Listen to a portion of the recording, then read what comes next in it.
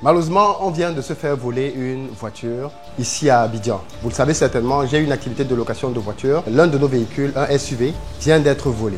On va essayer de faire des investigations avec pour but de le retrouver. Et je pense que je vais certainement, dans la prochaine vidéo, diffuser le nom de la personne qui a volé la voiture. Je pense que cette vidéo, c'est un avertissement pour lui demander de ramener la voiture pendant qu'il est encore temps. Parce qu'une fois que j'aurai diffusé son nom, on ne pourra plus faire marche arrière. En fait, qu'est-ce qui s'est réellement passé ?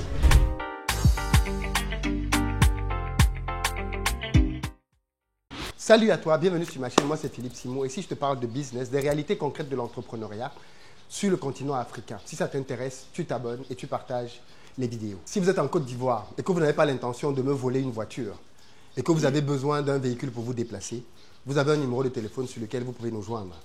Parce qu'il faut bien qu'on soit clair là-dessus, peu importe le vol ou les voleurs, on continuera nos activités. Si vous êtes plutôt à la recherche d'une maison, sachez que nous construisons plusieurs maisons à Bingerville à partir de 35 millions de francs CFA, terrain plus gros œuvres compris. N'hésitez pas à venir visiter pour devenir vous-même rapidement propriétaire. D'ailleurs, on échelonne des paiements sur certaines de ces maisons jusqu'à 2 ans. Et enfin, vous pouvez prendre vos places pour nos prochains événements, dont le prochain se tient ce week-end même à Lomé au Togo. Dimanche le 25, on se retrouve pour voir ensemble 3 business que vous pouvez lancer en Afrique et qui peuvent vous permettre de générer tous les mois 2 millions de francs CFA.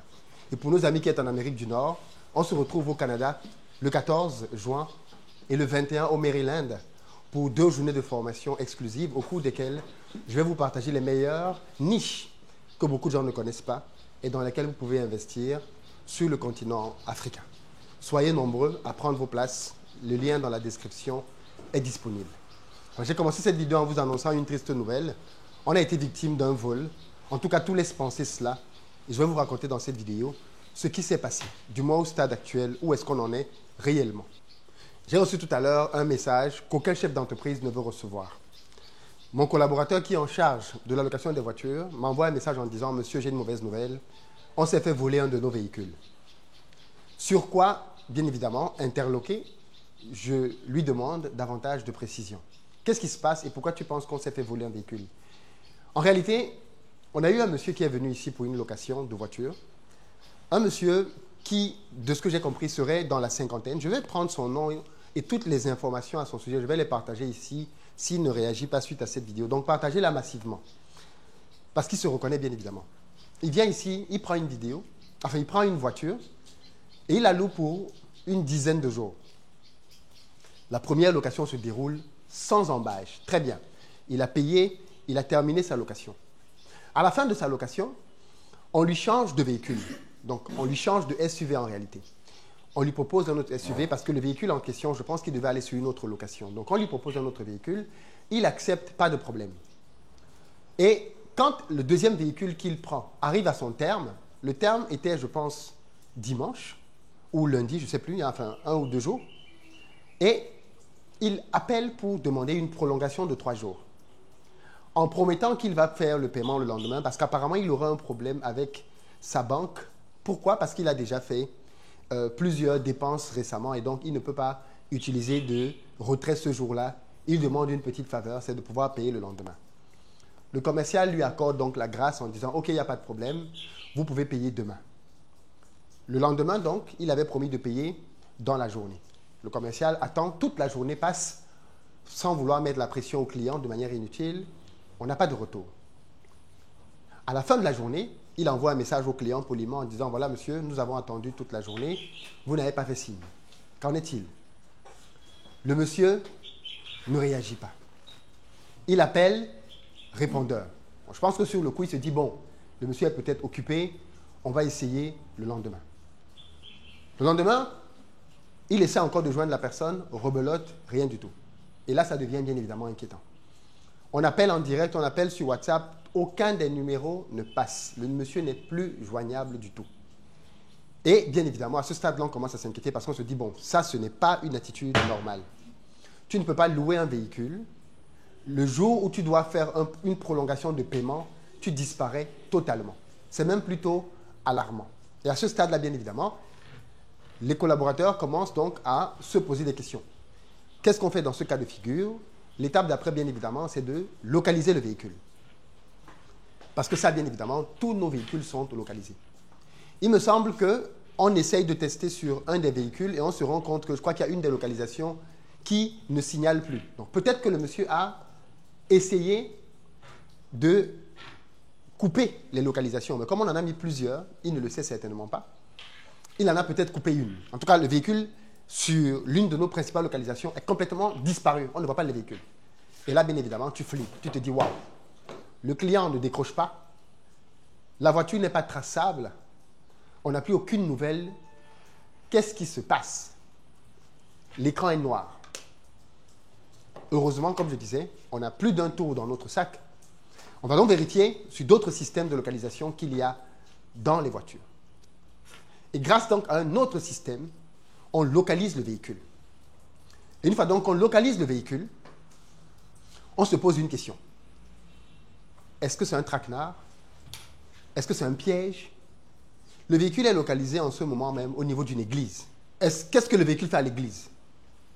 Parce que ce qui est intéressant, c'est que quand vous avez un système de localisation, vous voyez où est le véhicule, où il était avant, et vous avez tout le flux de circulation du véhicule. Donc on essaie d'analyser les flux de circulation du véhicule pour comprendre où était le véhicule progressivement depuis quelques jours. Rien d'anormal, le véhicule a circulé dans la ville d'Abidjan. Mais en tout cas, en ce moment même, le véhicule est devant une église. Donc, on dépêche donc une équipe pour aller au lieu dit. On ne sait pas ce qui nous attend là-bas. Est-ce qu'on va rencontrer le monsieur? Si on le rencontre, qu'est-ce qu'il faut faire? Est-ce qu'il faut l'immobiliser par la force? En tout cas, on a envoyé quelques gros bras pour aller au niveau de la voiture. Ils sont arrivés au niveau de la voiture et il n'y a personne autour de la voiture. Donc, pour le moment, la voiture a été retrouvée. C'est bien notre véhicule, mais il n'y a aucun signe de vie autour du véhicule. Alors, ils me disent que, comme le véhicule est dans l'enceinte même d'une église, dans un parking, dans l'enceinte d'une église, il y a un culte en ce moment même. Donc, on attend la fin du culte. Peut-être que le voleur est allé pour demander pardon pour ses péchés. C'est à peine drôle, hein? Peut-être qu'il allait demander pardon pour ses péchés, n'est-ce pas? On est en train de le purifier de tous ses péchés là-bas, alors que l'objet de son crime est dans le parking. Mon père, pardonnez-moi parce que j'ai péché. Mais peut-être qu'il a dit que la voiture, je ne sais pas s'il a dit que la voiture est dehors. Dans tous les cas, le véhicule est dans une église en ce moment même. Et les gars sont au taquet, on attend. On attend de voir qui va venir entrer dans la voiture. Parce qu'on a, nous, un double des clés, bien évidemment. On peut accéder au véhicule. Mais j'ai dit aux gars, non, on attend pour voir ce qui va se passer. Donc, je vais vous donner la suite dans les prochaines vidéos de ce périple-là pour que vous voyez vous-même les réalités du business dans nos pays.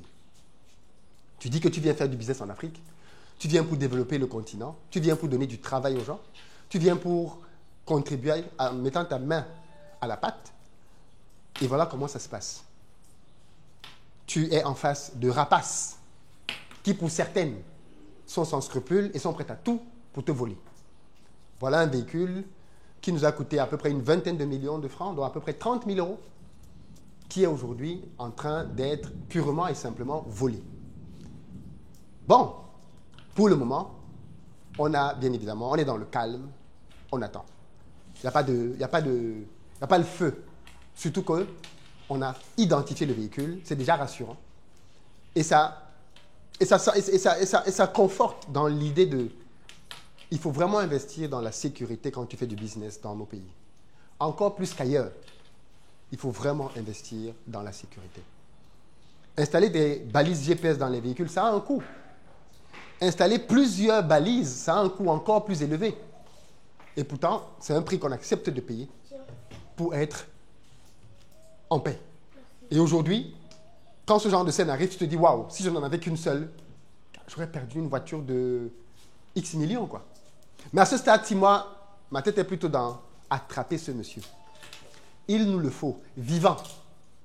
Les gars ont des consignes claires. On ne l'agresse pas, il n'y a pas de bagarre, sauf si, bien évidemment, il veut se battre. Et là, c'est de la légitime défense. Mais à ce stade-ci, il faut d'abord qu'on l'immobilise. Et ensuite, on va aller à la police. Mais bon, je vous tiens informé de la suite. Et les amis de Lomé, prenez vos places, les amis. On se retrouve ce dimanche pour une formation inédite où on va parler des réalités du business. Il y a beaucoup d'argent dans le business, mais il y a beaucoup de pièges. À très bientôt.